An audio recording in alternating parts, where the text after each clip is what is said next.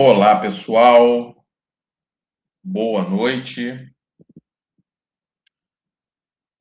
Estamos iniciando mais um webinar, agora o webinar do mês. Vou pedir só mais alguns minutinhos para que a gente possa começar. Boa noite, pessoal. Só uns minutinhos. Estou aguardando aqui o meu retorno. Pronto. O pessoal está chegando agora, boa noite. Você que está assistindo essa apresentação também no canal do YouTube, seja bem-vindo ao nosso webinar. Vamos estar falando hoje sobre planejamento ágil. Já já a gente começa. Estou aguardando aqui uns segundinhos para que a gente possa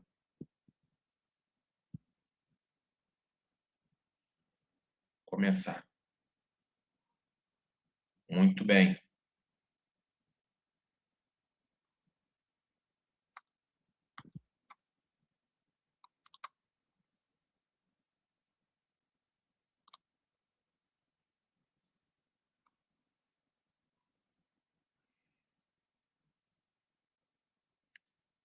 Pessoal, boa noite. Ok. Estou já recebendo aqui uns likezinhos. Então vamos lá, gente. Vamos iniciar o nosso webinar desse mês. Bom, e hoje nós vamos trazer um tema que eu costumo sempre dizer que é um tema extremamente relevante para o gerenciamento de projetos hoje, que virou uma engrenagem importante, né, na aplicação das práticas, que é exatamente, né, falar um pouquinho de planejamento ágil, né? E eu digo que é muito importante, antes da gente discutir aqui qualquer ferramenta ou técnica, que compreender o papel da agilidade, o conceito de agilidade, propriamente falando, é mais importante do que você conhecer, né, as ferramentas e técnicas, porque elas são norteadas com base em princípios. Então, isso é um norte para que a gente possa conectar, por exemplo, o que é de fato agilidade com métodos e abordagens ágeis. Então, acho que a gente tem aqui o desafio hoje de falar sobre isso. Pessoal que tem me acompanhado no LinkedIn, eu fiz 4 posts seguidos. Então, entra no meu perfil do LinkedIn, que você vai encontrar no histórico de posts, falando, dando o exemplo, né, do cálculo que uma equipe ágil tem, né, seguindo aí o ritual do Scrum, né, ou do Scrum, né, como alguns chamam, para a gente ter uma dimensão de um tempo produtivo de uma sprint, por exemplo, tendo uma equipe, o Scrum Master PO, quanto tempo é minimamente dedicado para os rituais, o tempo produtivo e quanto cada um, né, tem baseado no modelo de inteligência artificial que eu desenvolvi. E depois eu vim falando de todos os papéis, vim falando do Scrum Master, vim falando do PO, e depois vim falando da equipe técnica, né? Então, ali está extremamente complementar, né, a fala de hoje do nosso web, tá certo? Então, fiquem atentos a isso, porque ali a gente teve umas discussões bem bacanas e eu vou trazer um pouquinho aí desse exemplo que eu falei ao longo aí dos últimos 4 posts aí das semanas passadas, tá? Pessoal, boa noite. Fiquem à vontade para falar pelo chat. Quem está assistindo aí a gente online, dá o likezinho, o joinha. Pessoal do YouTube também fica à vontade para fazer comentários. E assim nós vamos seguir, gente. Então, acho que vamos começar aqui entendendo, né, o nosso objetivo de hoje, tá? A ideia do webinar de hoje é compreender as principais características de prática de planejamento ágil, como podemos adaptá-las em nosso dia a dia, né? Eu acho que uma coisa bem bacana que o próprio PMBOK, né, as práticas que hoje são preconizadas no mercado, elas nos permitem abrir um leque de opções para que a gente possa adaptá-las de acordo com o contexto. Então, tá, não é uma regra, não é uma afirmação que você ou vai ser preditivo ou vai ser ágil. Não, muito pelo contrário. Usar uma combinação híbrida, por exemplo, ela pode ser muito mais eficaz para o seu negócio, para o seu tipo de empresa, para a natureza do seu projeto, do que qualquer outra coisa. Então, é como se você pegasse o melhor dos mundos, fizesse uma salada e criasse a sua solução. Então, acho que isso é bem interessante hoje, porque há 10, 15 anos atrás, a gente não tinha essa roupagem. A gente tinha caminhos ali mais estáticos, ou você era um, ou você era outro, ou eu para um caminho pelo outro. E hoje, da forma que a gente tá, a gente tem essa opção, né, mais técnica, vamos dizer assim, para adaptar essas práticas de acordo com o contexto. E lembrando, né, que toda prática ela tem que ser feita de um jeito que seja na dosagem adequada, de acordo com a cultura. Então, no nosso webinar, né, no webinar passado, depois dei uma olhada também, ou no canal do YouTube, ou no perfil do LinkedIn, falamos no webinar só sobre cultura organizacional. A gente falou sobre as atualizações do PMBOK, oitava edição, depois falamos sobre tailoring, depois falamos sobre a cultura organizacional, né, e agora está falando de planejamento ágil. Então, são assuntos que são extremamente encadeados, né? Um leva o outro. Tá? Bom, pessoal, acho que um ponto que eu gosto de introduzir o assunto quando eu estou ministrando palestra, aula no MBA, né? O que seria agilidade, né? O que nós podemos entender de agilidade em projetos, né? Hoje, né, infelizmente a palavra está muito massificada e isso até confunde, né? O pessoal começa a inventar coisa, o ágil, outras áreas, não projetos, que não, eu vejo assim, cada especialista vai fazer a forma que entender, mas a gente precisa compreender muito a origem desses conceitos e de fundamentos, né? Porque eu acho que isso traz aí uma visão até mais prática do que significa aquilo quando a gente desdobra, né? Pô, aqui eu estou no princípio, mas aqui eu estou na forma de aplicar, né? Uma ferramenta, um processo, uma prática. Bom, vamos entender aqui as premissas que a gente está adotando, né? O projeto por si só, né? A gente vai tratar sempre projeto num contexto único. Então, vai ser um esforço temporário, com características próprias, gerando valor para as organizações e para as principais partes interessadas. Eu vou partir sempre desse princípio. Ah, Carlos, mas eu conheço uma abordagem que trabalha com escopo aberto. Então, essa abordagem está fazendo uso do conceito de trabalhar com escopo aberto.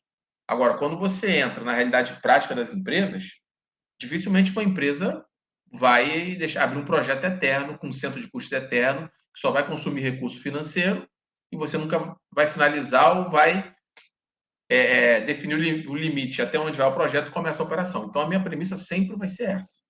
Tá certo? E aí, a questão de ser único, você pode ter um projeto fazendo dois escopos idênticos, usando os mesmos métodos, ou o mesmo método, tá certo? Mas ainda assim eles vão ser únicos. Então, essa é a minha premissa que eu vou usar, né, para tratar e definir o tema. Né? Então, quando você fala de agilidade, eu acho que uma das principais características hoje, a gente poderia fazer uma palestra só sobre fundamentos e conceitos do ágil, mas a ideia aqui é só introduzir, mas é algo que vai te trazer ali um princípio de adaptabilidade. Então, ou seja, você vai ter capacidade de, a partir das práticas que você aplica, ser flexível e ajustar, tá? De uma maneira mais eficaz, de acordo com o que vai acontecendo no projeto durante a sua execução.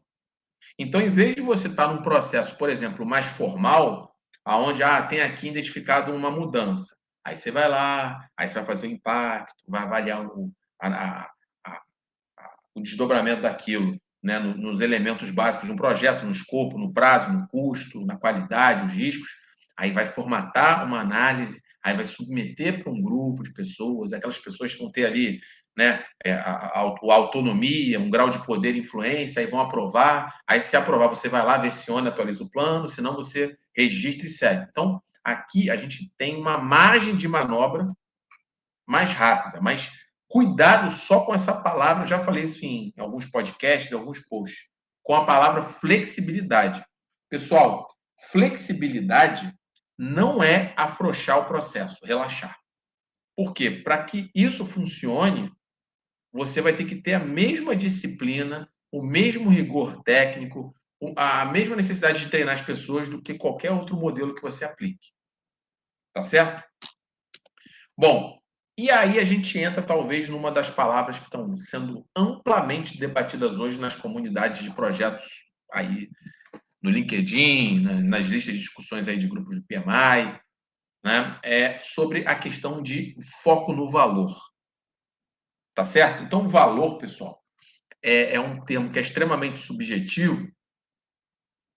E se eu perguntar aqui para quem está assistindo o que é valor, cada um pode e deve interpretar de um jeito diferente.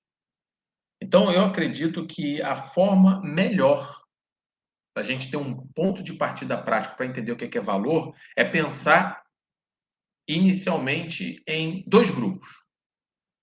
As partes interessadas de alto poder e influência, quem está em cima, e o cliente final do seu projeto.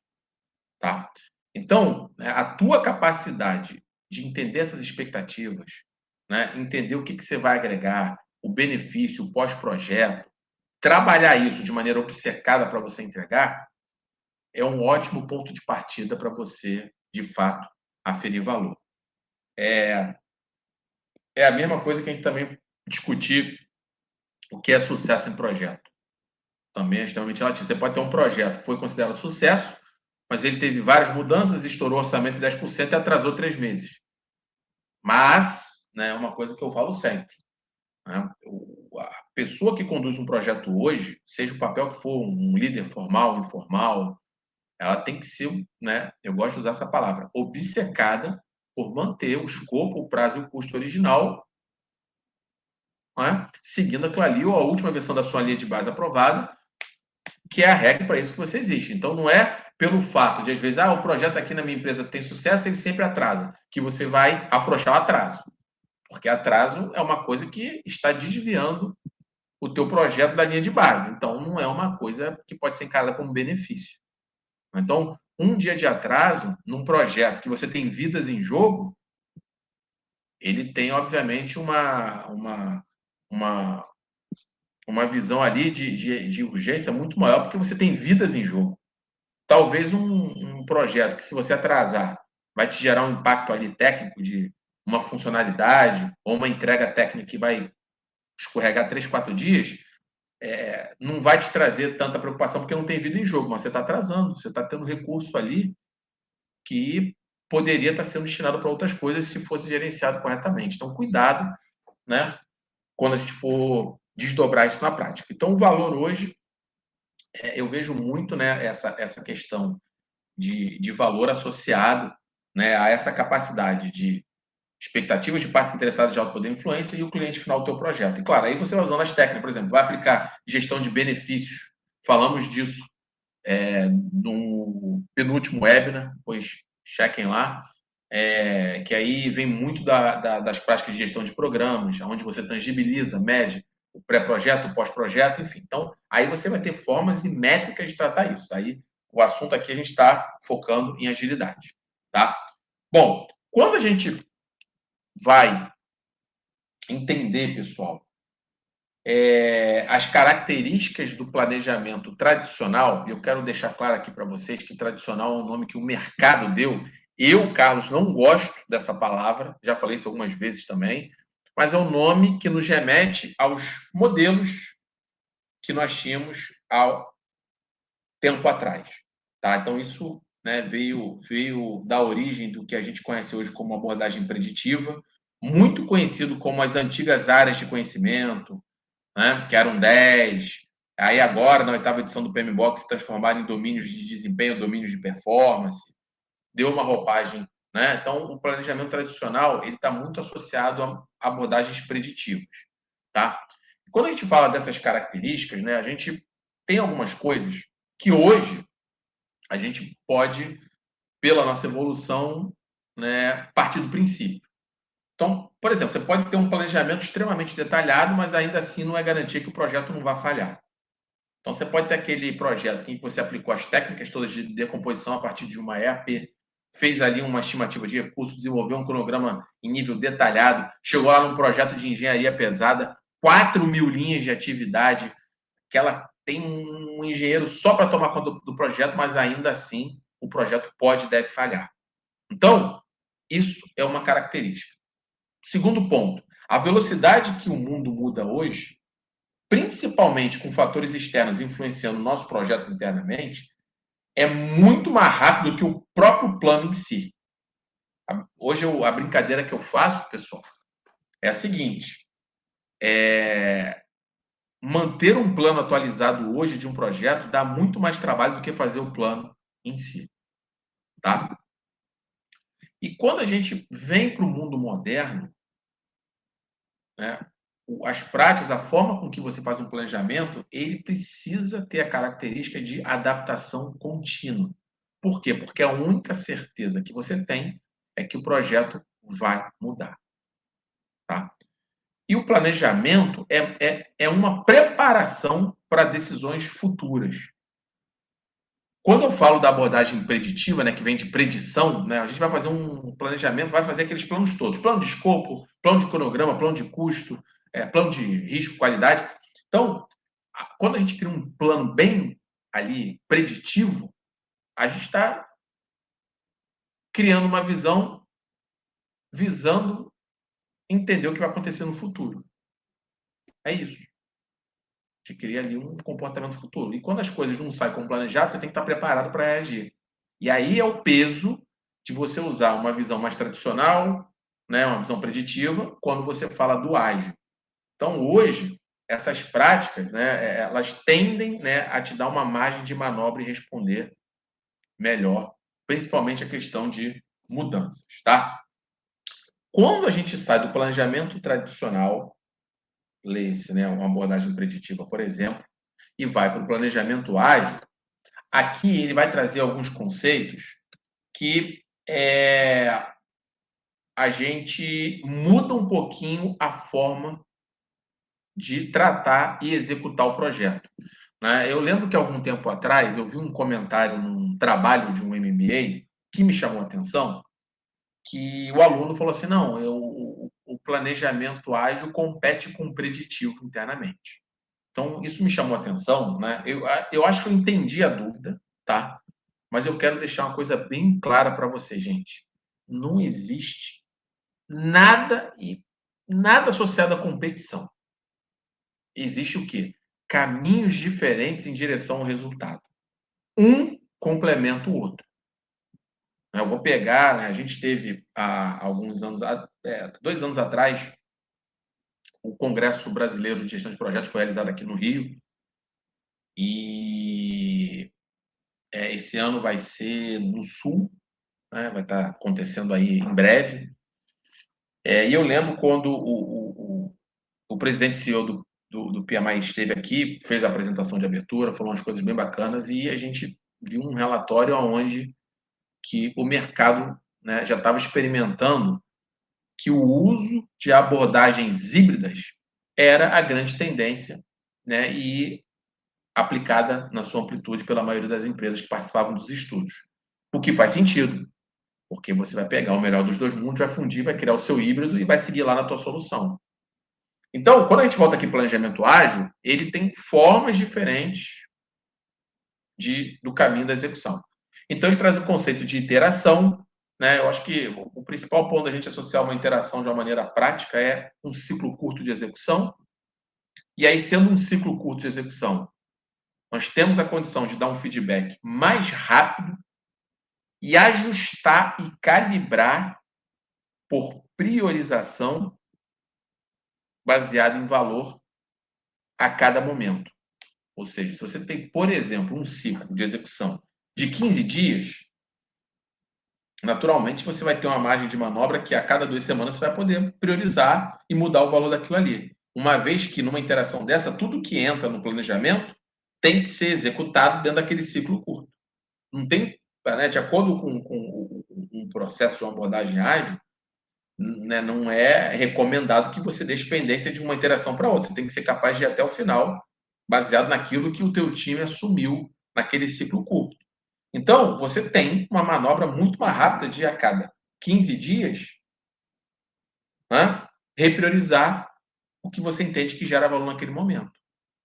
Né? E aí, gente, eu falo muito isso. Na gestão, em geral, depois a gente conecta com o gerenciamento de projetos.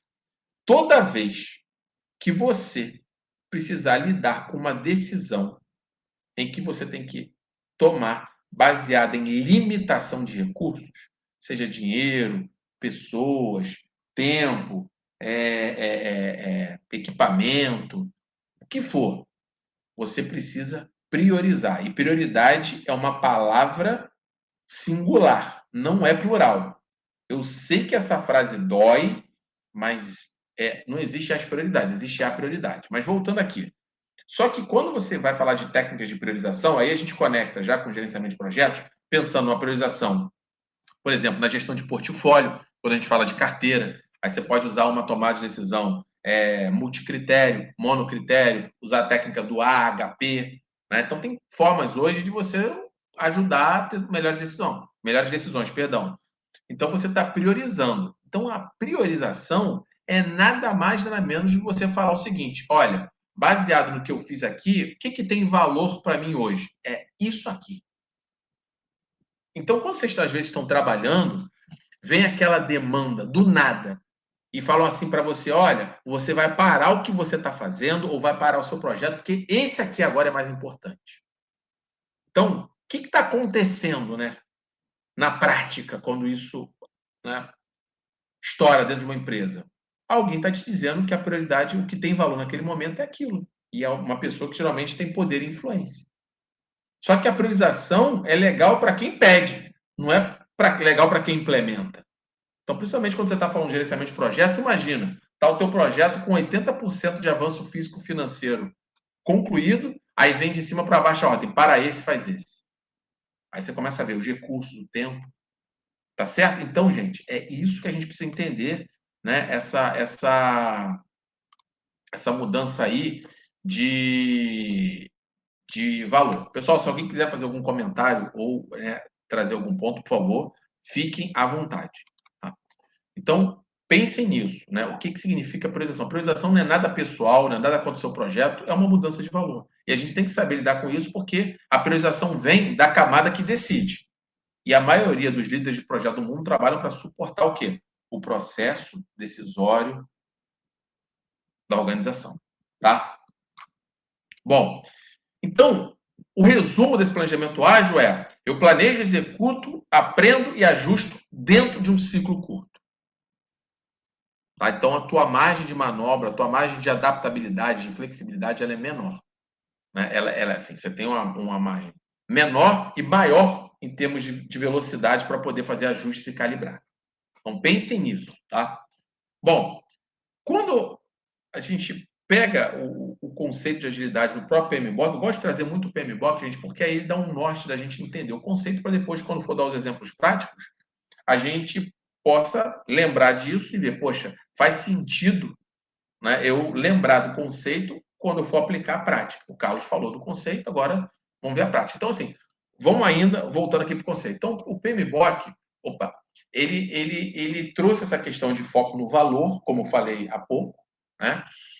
Ele fez uma integração, né? Ele trouxe uma visão, vamos dizer assim, né? Para deixar claro, né? Ele traz uma visão de integração entre a abordagem ágil e preditiva. E o que eu achei mais interessante, agora, quando você pega aqueles famosos grupos de processo, são 5: iniciação, planejamento, execução, monitoramento, controle e encerramento. Isso não está mais somente ligado ao guia de processos, que era a abordagem preditiva. Hoje, se você for aplicar o ágil, você vai começar a ver iniciação, planejamento, execução. Se você está no preditivo, você vai ver iniciação, planejamento. Então, cada um vai ser aplicado de uma forma. Por exemplo, usando uma abordagem como o Scrum, o planejamento da sprint pode ser o que está dentro do grupo de processo de planejamento. Percebe? Então, você vai, a sprint, a execução da sprint é a execução de uma abordagem preditiva. Então, isso está agora permeado tanto no preditivo quanto no ágil. E aí, como nós falamos nos webinars anteriores, a volta dos processos foi um ganho bacana, e isso traz uma visão mais adaptável, mais flexível. Você tinha lá antigamente 10 áreas de conhecimento, agora passamos para os domínios de desempenho, são 7. Então, quer dizer, você está deixando as coisas mais enxutas e mais objetivas, o que vai te trazer uma melhor capacidade de se adaptar em ambos os modelos. Então, você está ficando mais leve, né?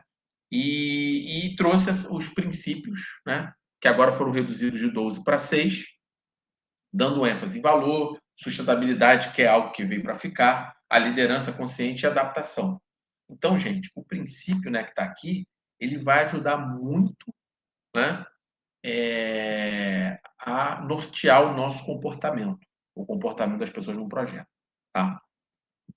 Bom, quando a gente vai para benefícios, pessoal, que eu queria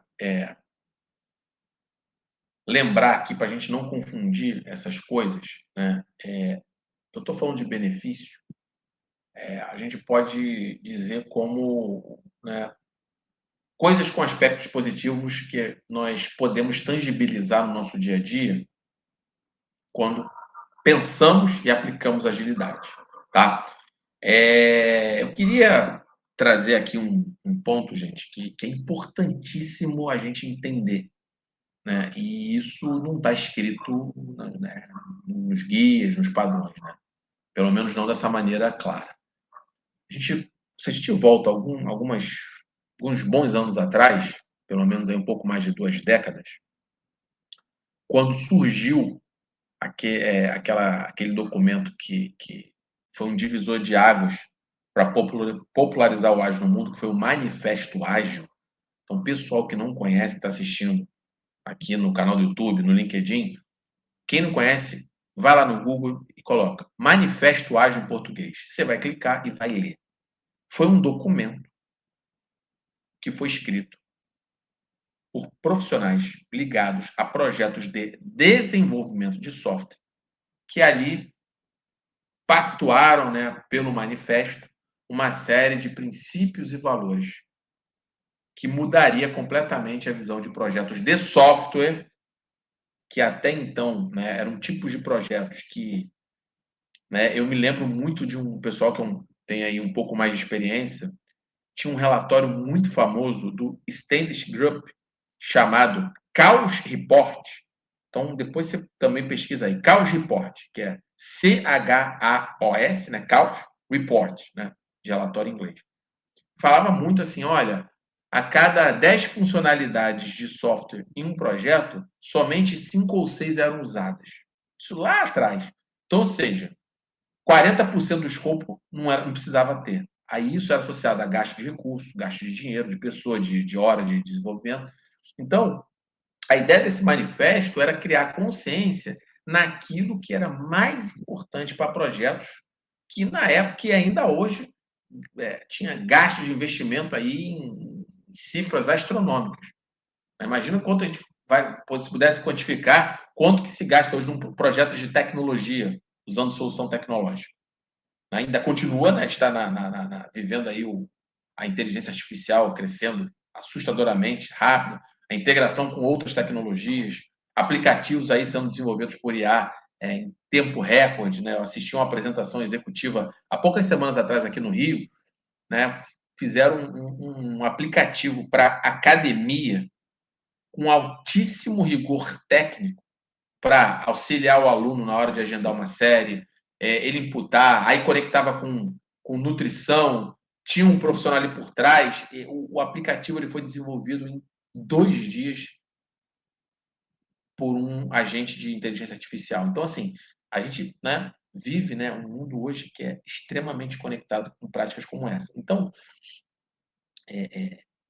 a origem desse manifesto, foi para projetos de desenvolvimento de software. Agora, né, e a maioria das abordagens de mercado, o Glass, o Safe, né, o Scrum, servem a esse tipo de projeto. Agora, a gente evolui, nós evoluímos, o mundo evoluiu, e hoje é a realidade é que projetos também não TI aplicam práticas que até então eram somente para projetos de software algum tempo atrás. Então, por exemplo, ser um engenheiro de obra de plataforma de petróleo. Então, você pode pegar ali uma ferramenta técnica do Ágil e falar, pô, isso aqui se encaixa bem no meu projeto, vou fazer aqui, pum, vai fazer e vai adaptar. Isso não tem problema nenhum, né? E eu me lembro, né, duas coisas que me marcaram muito, né? Você tem o DA, né, o DA, que é o ágil disciplinado preconizado pelo PMI. Ele teve uma origem, né, lá na IBM, depois o PMI fez a aquisição, e no período de pandemia, ali 2021, eu participei de um webinar com o Scott Ambler, que é um dos criadores do DA, e eu fiz a pergunta para ele, né? Eu tenho até o vídeo no YouTube, né, lá registrado a pergunta, e eu pergunto, Scott, mas como é que funciona eu pensar no DA em áreas não TI, que não sejam software? Ele falou, Carlos, é para TI, somente TI. Então, na visão dele, né, o DA ele estava muito associado somente à área de tecnologia. Ele foi o criador, ele fez para isso, especialista em projetos de desenvolvimento de software. Só que hoje o mundo cresceu e a gente começa a ver áreas não TI também aplicando. Então, se você vai pegar uma solução tecnológica em que você vai ter ali, por exemplo, você vai ter equipe técnica, ok, TI, mas se for alguma coisa regular, tem que ter advogado. Se for um produto que vai ser comercializado, você vai ter que ter área comercial. Se você tiver que fazer algum design físico ali, um layout, alguma coisa assim, você vai ter que ter engenheiro. Então você começa a ver que se a gente vai para a pegada de solução tecnológica, você amplia consideravelmente o escopo e sai do mundo TI, profissionais de TI, sabe? Dev, né? Desenvolvedores, né? Programadores. Então é assim que o mundo é hoje. Então a gente tem condições sim de aplicar. Eu já tive a oportunidade de trabalhar em algumas empreiteiras e projetos de obra. Então, você amplamente consegue ver alguns conceitos de agilidade sendo aplicados nesse tipo de projeto também. Não na íntegra, mas pedaços deles, tá? Bom, vamos lá. Benefícios aqui que eu particularmente vejo, 4 destacando, sobre, né, o uso da agilidade. Uma entrega contínua, tá? Então, à medida que você tem ciclos curtos, você vai conseguir aferir o valor mais rápido.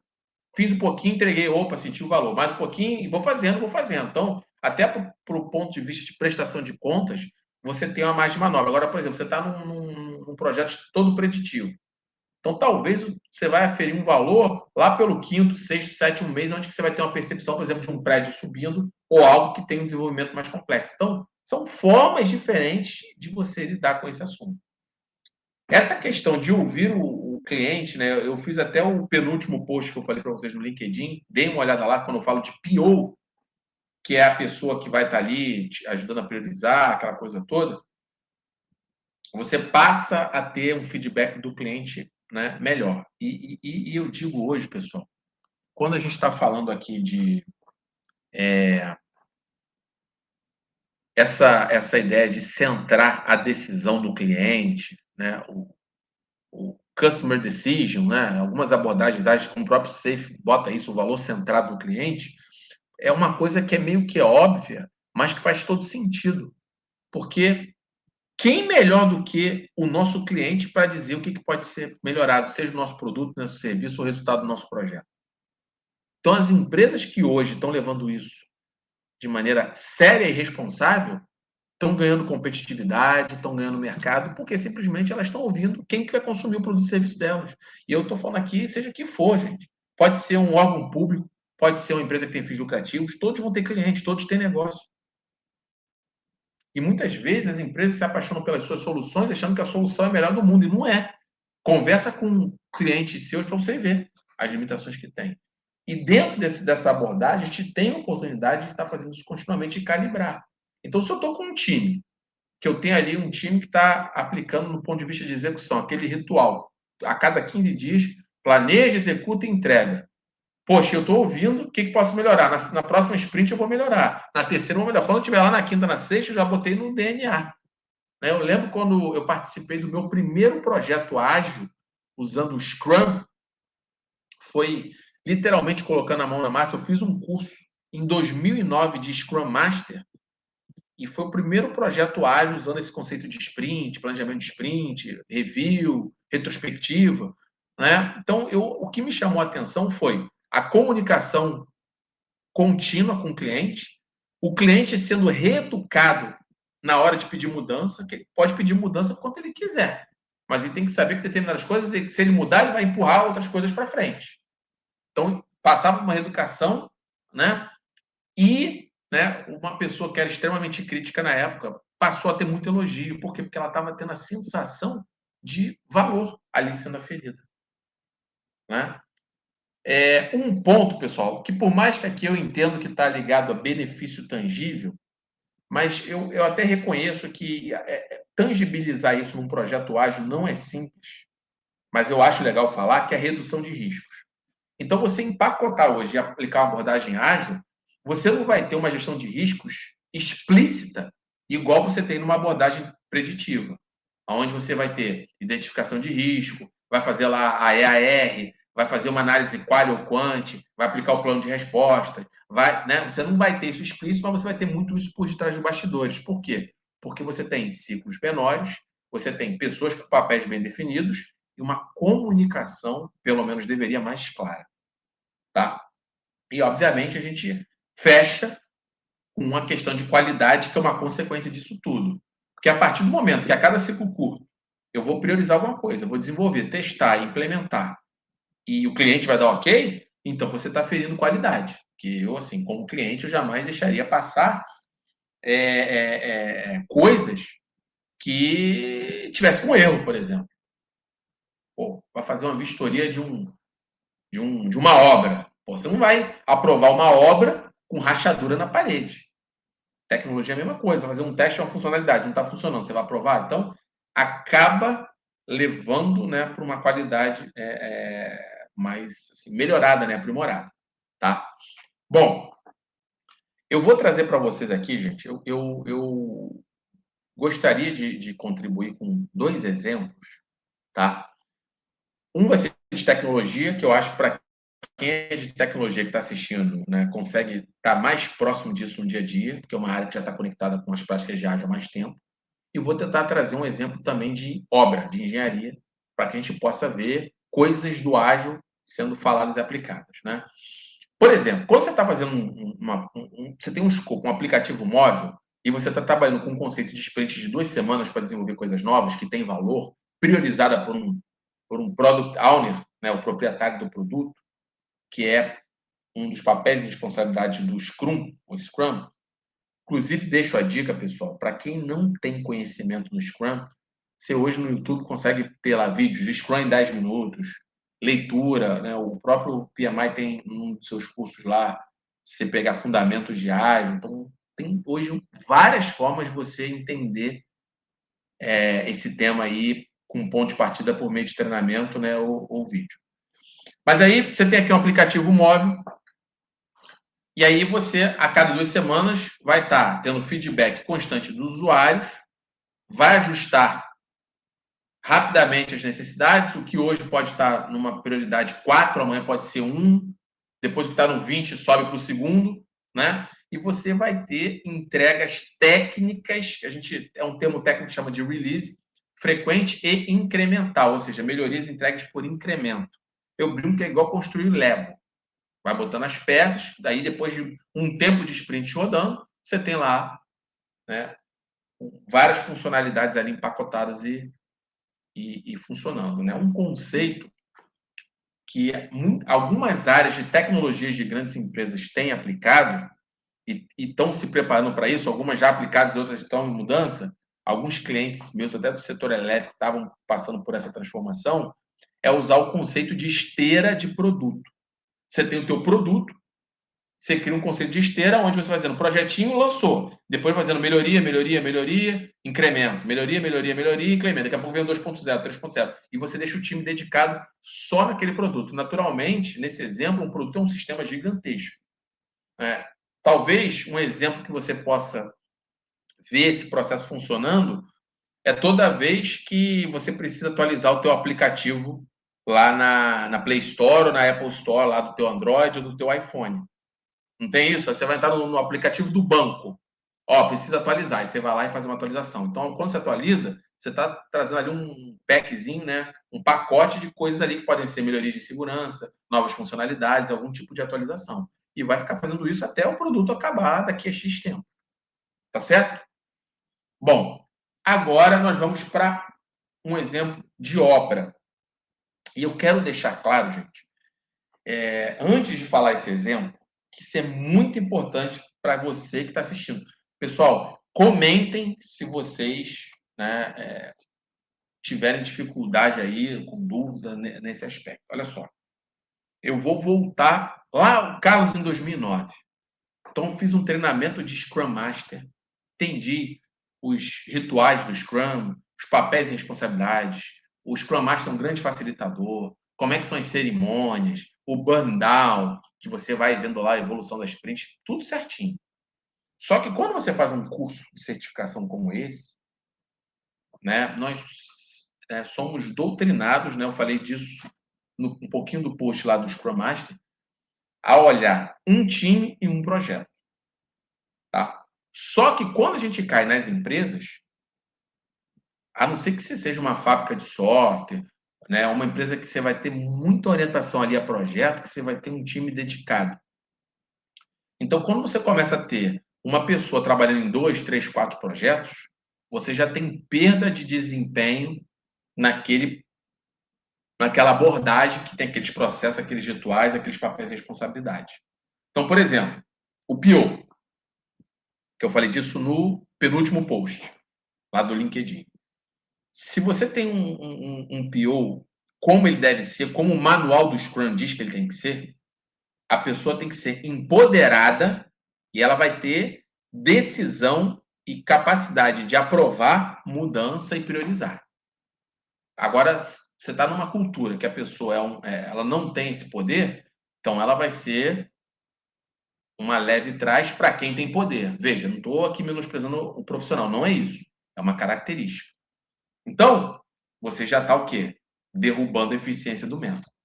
Ah, eu não tenho um time dedicado. Um recurso pode trabalhar em 3 projetos ágeis ao mesmo tempo. Você está derrubando a eficiência do método. Então, você já está desviando. Então, todo aquele efeito, né, aquelas coisas bacanas, quando o método é aplicado na íntegra, se propõe a entregar, você começa a derrubar o desempenho. Tá? Esse é um ponto. Quando a gente vai para determinados setores de mercado, talvez a própria natureza do projeto em si não vai te permitir ser ágil. Sabe por quê? Por exemplo, você vai pegar licitação pública, obra, infraestrutura. Então, você é uma empreiteira e está num processo para pegar uma obra pública. Só a lei mesmo que você tem que seguir da licitação pública, ela não vai te permitir ser ágil na íntegra. Você vai ter que fazer termo de referência. Você vai ter que ter medição, cronograma detalhado, planejamento detalhado, entregas técnicas. Então, você não vai conseguir ser ágil. Não porque você não quer, mas você não pode, porque você está falando de lei, gente. Então, não vamos enxergar que tudo pode ser ágil. Agora, você pode pegar pedaços do ágil e adaptar dentro do teu contexto. Então, por exemplo, você vai pegar uma construção do edifício, usando ali pequenas interações, você pode fazer assim, olha, eu não consigo numa obra, dependendo do tamanho da minha obra, aferir avanço físico-financeiro a cada 15 dias. Então, eu posso ajustar minha sprint para um mês. Pode, pô. Quem disse que você não pode fazer isso? É híbrido. Se adaptou. Agora, sprints acima de um mês aí já fica um pouco complicado, porque um mês você tem ali um corte de execução e tal. Até para você, de repente, fazer um fechamento. Aí você, fornecedor, quer fazer uma medição para gerar uma nota fiscal. Então, usar até um mês, eu acho que funciona bem. Né? E eu vejo muito com bons olhos, já vi umas 3 empreiteiras trabalhando assim. Você está numa tua obra. Você faz o planejamento da tua obra para aquele mês, para o próximo mês, e quebra esse planejamento em semanas. Então, você vai pensar em uso de recurso, matéria-prima, asfalto, equipamento de engenharia, porque para uma empreiteira, o desempenho vai ajudar no faturamento mensal quando você entregar. Percebe? Então, isso vai te ajudar, né, a trazer produtividade e eficiência para a tua obra. Tá certo? Mudanças, né? Todo projeto, você fala assim, não, só software que tem muita mudança. Gente, eu falei, desses clientes que eu passei, tinha muita mudança dentro do projeto. Pô, era uma falha de planejamento, aí você estava indo por um caminho, tinha que ir pelo outro, né? O outro exemplo que eu gosto de citar é o próprio setor elétrico. Você vai fazer ali um traçado para uma linha de distribuição, experimenta mudar o traçado para você ver o impacto que é para o projeto. Você passou por uma área ali indígena, uma área ali que é a proteção ambiental, você tem que mudar o traçado da linha. Gente, o impacto disso é altíssimo. Então, tem mudança. Então, é você ter ali, né, uma capacidade até de rodar um processo formal, mas que seja ali rápido no levantamento, na distribuição, na aprovação, né, e ter uma capacidade de ter um progresso controlado e mensurável em visões mais curtas. Então, é possível. Então, é isso que eu quero deixar claro. Então, quando você entra lá no conceito, né, os princípios que nós vimos, né, a questão de valor, né, e aí vem para esses exemplos práticos, a gente começa a ver que é possível sim. O que a gente tem que pensar aqui é que, às vezes, você não vai conseguir aplicar uma abordagem ágil na íntegra, mas ela pode ser uma ferramenta que vai se somar com outras, que vai te permitir ter, né, esse conceito do ágil sendo aplicado parcialmente ali, né, na tua solução híbrida, tá? Bom, eu queria aqui só trazer um ponto que eu acho bacana, que ele vai estar para vocês verem como é que as coisas batem, né? Nessa visão de os domínios de desempenho, que aí tem o retorno dos processos, né? Que eram as antigas áreas de conhecimento, né? Com ali princípios, os próprios valores, aquela coisa toda. Olha como é que bate, né? Isso aqui é um retrato, uma fotografia do que um profissional de projetos de hoje, 2026, deveria estar atento. Então ele bota visão holística, que vai te permitir ter uma integração melhor do projeto com tudo que tem. Uma questão de cultura de autonomia, empoderamento. Então, assim, é recomendado que as empresas e suas culturas deem mais flexibilidade, não é flexibilidade, mas deem mais poderes mesmo, no sentido de tomada de decisão para as pessoas, porque aí você alivia a alta gestão. Então, quando você tem uma cultura que é extremamente centralizadora, você está reduzindo isso aqui. Tá? Mas eu estava conversando isso com uma turma de MBA, gente, no final do ano passado. Se a gente for parar para ver, claro que, né, a maioria dos líderes a gente pode afirmar que não decidem. Mas coisas técnicas, que está no ambiente ali da equipe técnica, sim, você tem uma certa autonomia. Também não é assim tão, né? Poxa, eu não mando em nada, eu não decido em nada. Porque mandar é uma palavra muito forte, né? Quando você fala de liderança hoje em dia, mas eu não decido nada. Mas às vezes coisas técnicas vai ficar na tua alçada, porque geralmente um diretor, um patrocinador não sabe técnico, não conhece a linguagem técnica. Então, desse aspecto, talvez você já tenha um empoderamento técnico maior. A questão da sustentabilidade, gente, eu vejo muito isso, né? Não é como uma palavrinha bonita do momento. Você tem aí o ESG, né? Hoje amplamente também debatido, práticas de diversidade e inclusão. Mas eu vejo assim, gente, também você ter uma sensibilidade para fazer o uso de recursos do projeto de maneira responsável. Tempo das pessoas, né? Uma coisa que eu falo muito, né? Geralmente, quando eu passo essa pergunta, o pessoal até fica assustado, que eu dou exemplo de reunião. Pessoal, vocês já pararam para pensar quanto é que custa uma reunião para uma empresa? Aí imagina você numa reunião cheia, 4 horas e improdutiva. Quantidade de dinheiro que você está desperdiçando. Então, eu vejo muito essa questão da sustentabilidade, foco no valor. Nós falamos um pouquinho mais cedo, né, de olhar para aqueles dois prismas que eu mostrei, falei para vocês. A qualidade, pessoal, precisamos estar obcecados também por qualidade. Ah, Carlos, mas a qualidade ela sempre existiu, concordo. E hoje em dia, a gente não pode se dar o luxo de entregar coisa com erro, defeito, com qualidade baixa, não aferida. Eu digo que não tem qualidade baixa, perdão. Não existe qualidade baixa, existe não conformidade técnica detectada. Então, ou seja, na minha leitura, de acordo com o teu planejamento, ou a qualidade é aferida ou não é aferida. Aí você vai falar assim, Carlos, mas eu já estudei um método que ele te deixa aprovar uma entrega com restrições, ou seja, você não entregou tudo, mas pode considerar aprovado. O Prince2, por exemplo, faz isso. Mas aí, gente, é o método que impactou e é o método que construiu o processo daquele jeito. Então, você pode ter aprovação com ressalva, aprovação com restrição. Mas se você for seguir ao pé da letra o conceito e a prática, ou você tem conformidade ou não conformidade. Então, não confunda uma coisa com a outra. E a liderança, que talvez é a habilidade comportamental, talvez não, na minha leitura é a habilidade comportamental mais importante, que está associado à capacidade do líder ser diligente, né, no sentido de ter zelo pelas pessoas, pelos processos, e empoderado para exercer a liderança, às vezes liderando sem ter autoridade. Né? Então, olha como é que as coisas batem e essa visão que a gente traz hoje de uma maneira geral para o guia está conectado com tudo que a gente está falando aqui. Tá? E a própria remodelagem do que eram as antigas áreas de conhecimento, que hoje estão indo para os domínios de desempenho, de performance, que está hoje fazendo uma tradução aqui livre, que a gente não tem ainda a versão em português liberada pelo PMI, do PMBOK, mas governança, escopo, cronograma, finanças, partes interessadas, recursos e riscos. Né? Então, todos eles são hoje gerenciados de maneira adaptativa através do tailoring. Então, gente, pessoal que também quer saber sobre tailoring, também olhem lá nos webinars que nós gravamos um webinar só sobre tailoring. Ele está mais cross, ele vai te mostrar como é que você faz o tailoring em escopo, em governança, em riscos, ou seja, o tailoring é a capacidade de adaptar as práticas, tá? Então, essa fotografia aqui, pessoal, ela pode ser um norte para vocês se encontrarem aqui, né? O quanto que você procura praticar disso, então, de repente você está usando lá alguma abordagem ágil e você quer se conectar da ferramenta e técnica dentro dessa visão aqui, né? De princípios, valores, domínios, enfim, porque eu acho que vai melhorar muito a forma de você enxergar naquilo ali.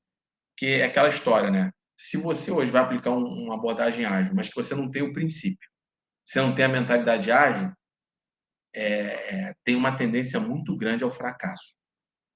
Tá certo? Bom, pessoal, a gente já está se aproximando do final. O pessoal que está assistindo aí, se quiser fazer algum comentário, alguma dúvida, por favor, façam. Se puderem dar um feedback aí, se estão ouvindo bem, se está tudo bem aí, coloquem aqui. E eu vou encerrar, gente, como eu tenho feito, né, a maioria dos encerramentos dos nossos webinars mensais, né? A gente está, se eu não me engano, no quarto, né?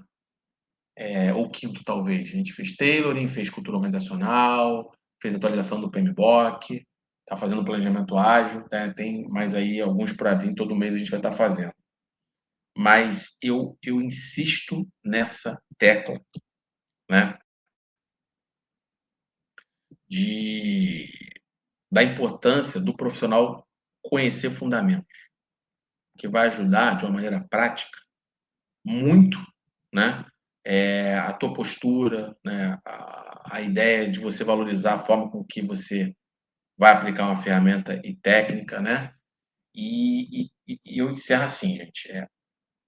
Se eu fosse traçar aqui uma essência do ágil, né? Eu diria que estaria associado a uma capacidade de entregar valor continuamente. Talvez a soma de vários pequenos valores sendo entregues vai ser o valor esperado para o todo. Pense nisso, tá? Então, o valor é um norte, como se fosse uma bússola que vai falar para a gente o seguinte: estamos no caminho. Então, você, por exemplo, eu gosto de dar o exemplo do NPS.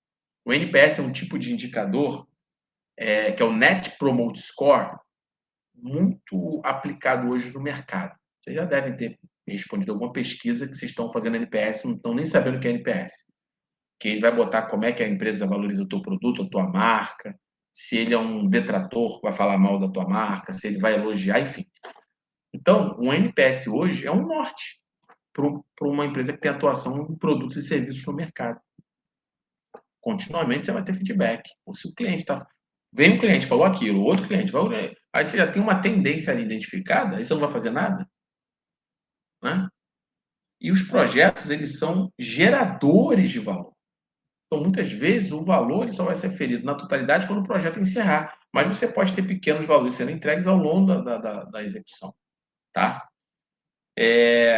Eu acredito que nem futuro ágil, né? A gente vai passar por várias evoluções daqui para frente, principalmente no uso de tecnologia também.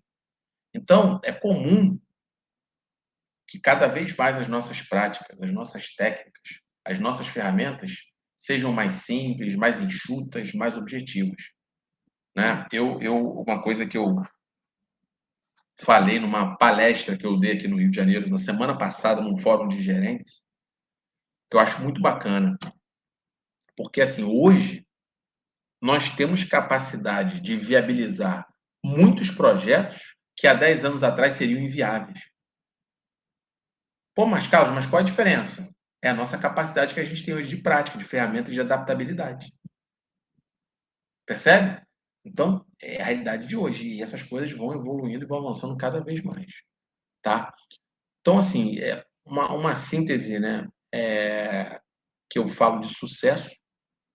O sucesso de um projeto é medido pela sua capacidade de gerar benefícios sustentáveis, perenes, para as partes interessadas, principalmente aquelas de alto poder e influência. Você pode pensar que quem está em cima, o seu cliente final, e por aí vai.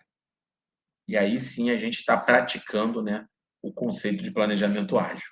Né? Quando a gente empacota essas coisas na capacidade de iniciar, planejar, executar, entregar e medir aí um pós-projeto. Tá? Pessoal, eu queria agradecer aí a participação de vocês, você que assistiu, está assistindo essa palestra até o final. Curta, comente, compartilhe. Tá? Eu encerro, né, como tenho feito aí nos webinars, que o maior desafio hoje, né, dos profissionais é a capacidade de adaptar as práticas de acordo com o contexto, aonde ele estiver, mudou de empresa, vai do zero, porque isso é o que faz a diferença. Tá certo, pessoal? Então, o meu muito obrigado e nos vemos aí no mês que vem no webinar de abril. Tá certo? Um abraço, boa noite para vocês e agradeço a participação. Valeu, pessoal.